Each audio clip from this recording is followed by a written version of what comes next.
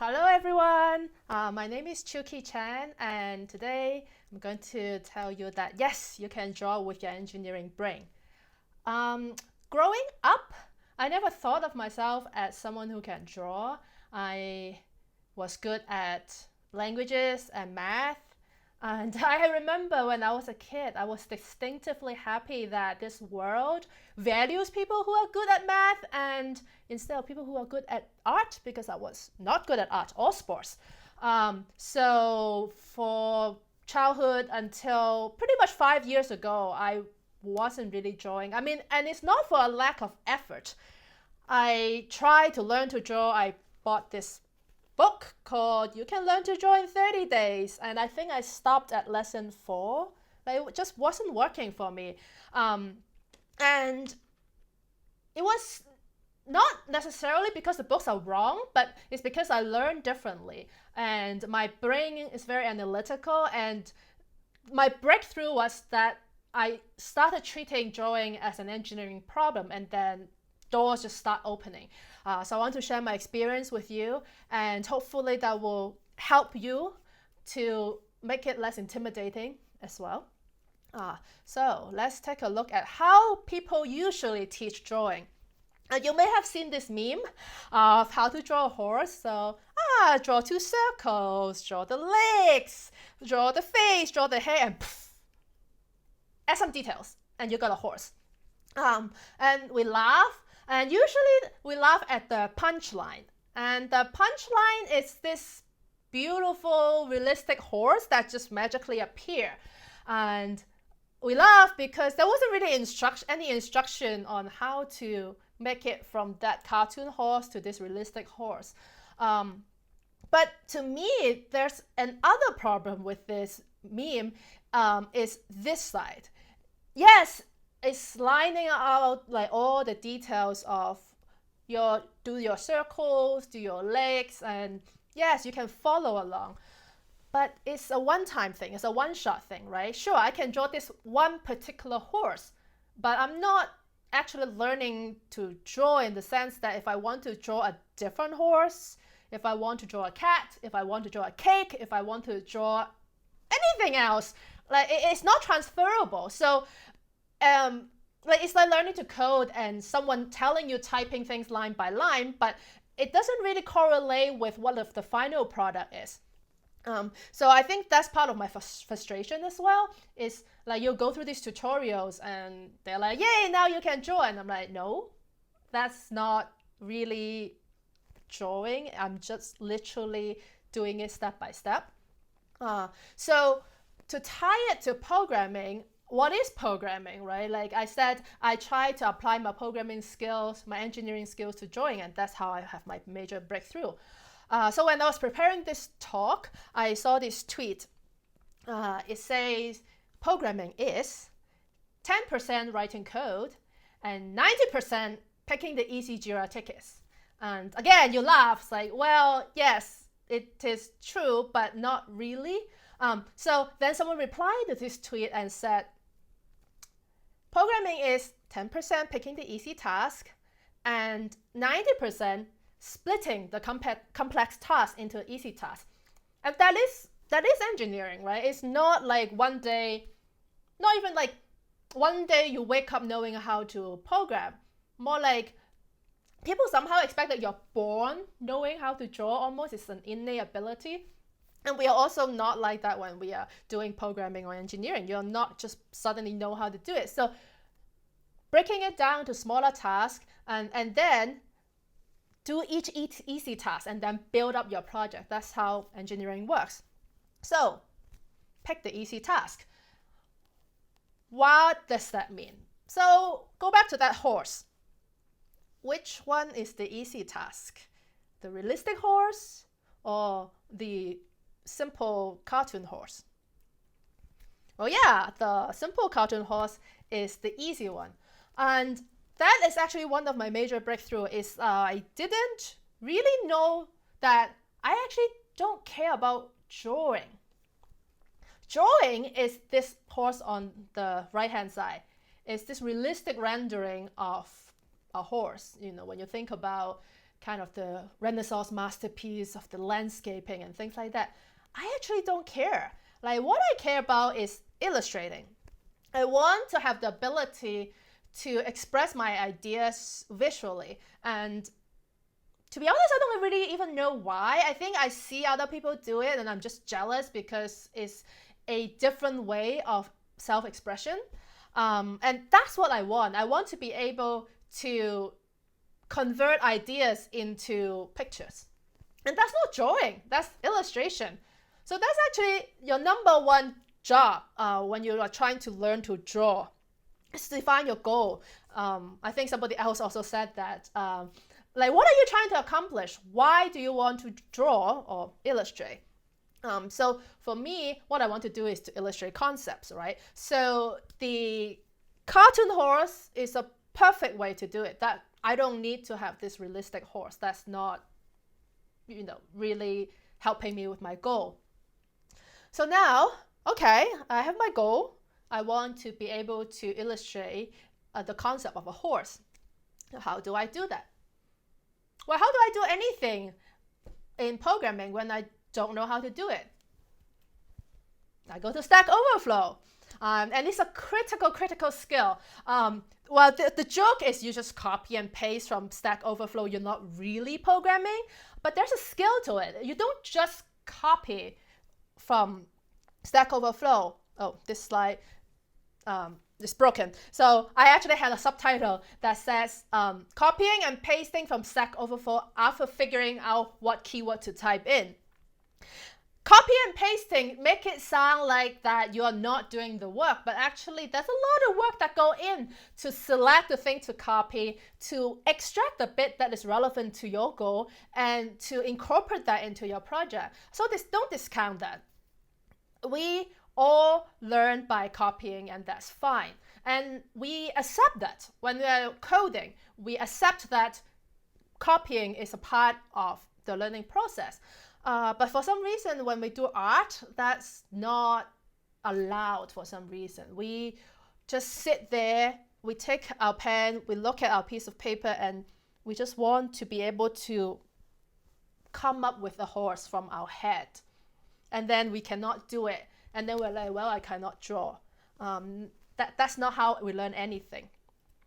And I really love this quote, and I'm going to copy it because it literally asked me to start copying. It's a quote from this book called Steal Like an Artist. And basically what it's telling you is that nobody's born with a style or a voice. We don't come out of the womb knowing who we are. In the beginning, we learn by pretending to be our heroes. We learn by copying. And it addressed one of the critical fear that we have is that we are plagiarizing. We are copying, and that's a crime. But actually, it's not plagiarism. Plagiarism, like I said, is you're trying to pass somebody else's work off as your own. But copying is reverse engineering. Reverse engineering. We know how to do that, right? And I was so pleased to find this phrase in a book about art because the two worlds of art and engineering is not that far apart. So what do we mean by reverse engineering? So in the context of code, you are probably, for example, seeing an HTML page, seeing it render, seeing the JavaScript on it, and you're wondering, how is that done? And then you view source, but viewing source is still not just reverse engineering. You still have to figure out the logic, figure out the structure. So the key part of reverse engineering is that, say we have a horse. We need to figure out how to then translate this final product of the horse into the individual steps of those circles, the legs, and the face and the hair. So in engineering terms, what we're doing here, we are identifying the modules, right? So the horse is composed of two circles, which is the head and the body. And then it also has a neck, has the legs. But more than that, once you identify the individual modules, you also need to know their dependency. So for example, in our horse, you need to figure out what to draw first, and that's what dependency come in. You can't just draw the hair first. Like if you draw, well, I mean, I think you can, but then you have to hook the head on the hair, and it doesn't work as well as if you figure out that, well, if I have the head first and then I draw the neck, then I can hang the hair off the neck. Same goes with the legs. If you have the legs first and then you try to like retrofit a body around the leg, it's much better if you have the body first. So reverse engineering is identifying your modules, identifying dependencies, and then figure out how you build it up from the modules in the correct order. So let's do it. Let's go through an example. I'm going to go back to this example. It's kind of tricky. So what I'm trying to do is I want to illustrate this concept of picking the easy Jira tickets. Yeah, I want to do something that's not obvious, not a horse, and go through the steps of how I do it personally. So for instance, I don't know what you do when you don't know what to do. I go to Google, right? But again, it's not just Googling the exact thing, right? You can't just type picking the easy Jira ticket. Like, you're not going to find a beautiful illustration to copy that exactly illustrates how to pick the easy Jira tickets. And that comes back to the slide that I thought was broken is actually later. So again, copy and pasting from Stack Overflow, there is skill involved in that. And it is figuring out the magic keywords to get to what you need. And it's exactly the same process that I use when I try to figure out a piece of code snippet that I can copy and incorporate into my project and when I'm trying to draw. So instead of searching picking the easy Jira ticket, we need to figure out a way like that's synonymous, like that's kind of what we want. So I'm an Android developer, but I was dabbling in iOS for a little bit, and I was trying to figure out how to rotate an image. And I type, rotate image iOS, and then it's like, download this app. I'm like, I don't want to download this app. So I keep trying different things like programmatically and things like that. And finally, I realized that if I just put in the class name UI image view, then it will show the code, not the app. So it's the same thing. So picking Jira ticket, how will you translate that to something that's similar but more likely to have a good visual representation that you can copy? I'm going to use a cliche. Essentially, picking the easy Jira ticket is picking the low-hanging fruit. Now, you can almost already start to visualize picking the low-hanging fruit. But I'm going to go ahead and hit search and see what Google shows me. Now, there are many different illustrations out there on the internet about picking the low-hanging fruit. But remember, one of our critical skills of software engineering is to know how to pick the easy task. So I look at this very many different illustrations and I figure out, which one is my style and which one is within my ability to copy. I'm going to pick this one.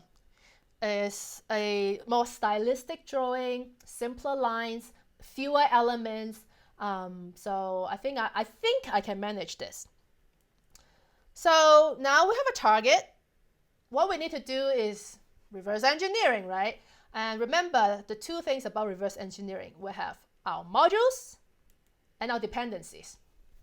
So modules, look at this picture. How will you break it down into its individual components? There is the tree, and then there's the person, and then the basket.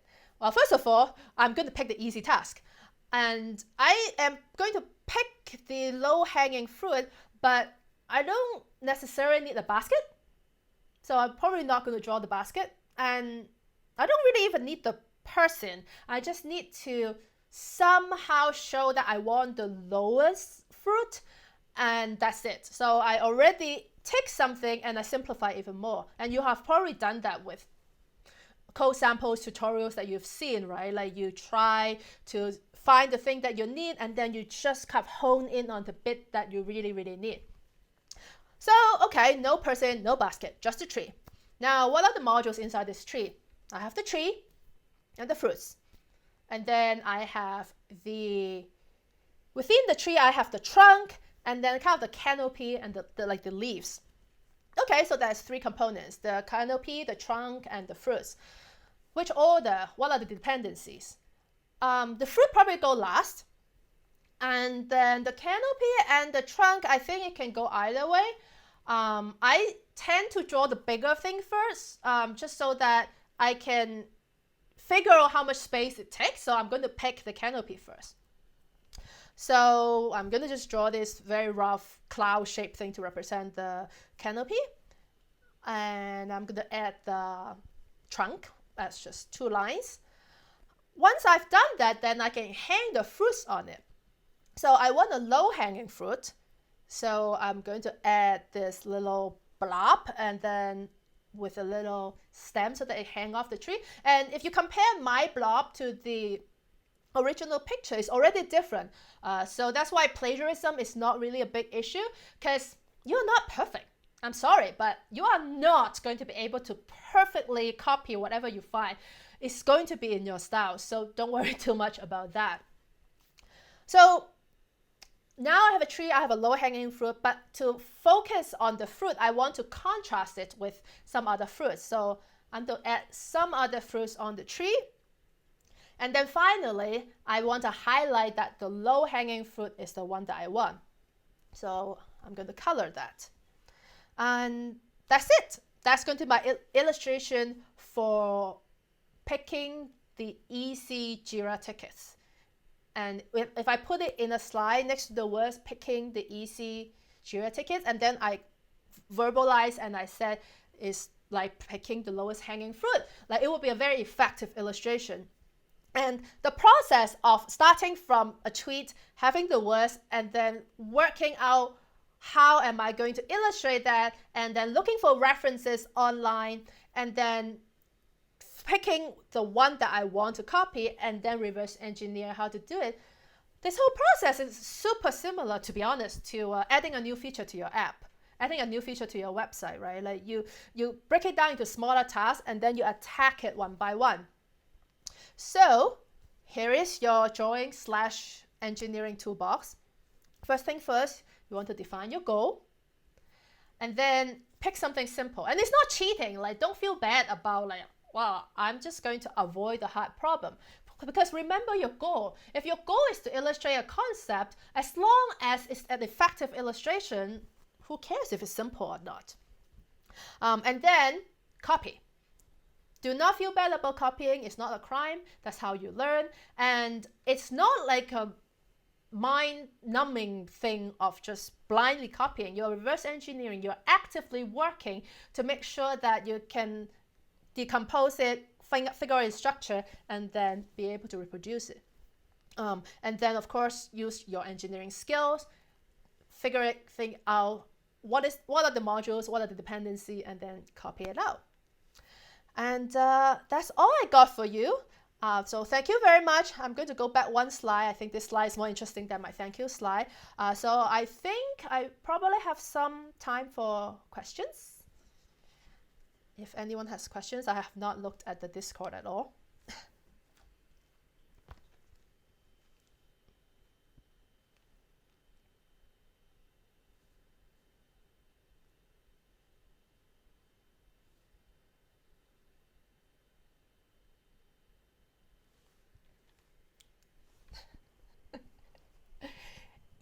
Yeah, and I just find so funny that people are so focused on the final picture. I'm like, but no, the whole thing is wrong. Like, you're not telling me how to draw the things. And you're not explaining why you're doing it in these steps.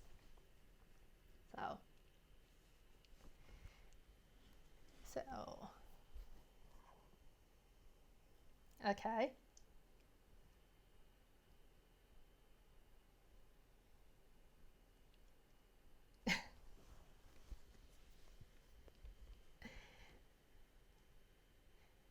Yeah.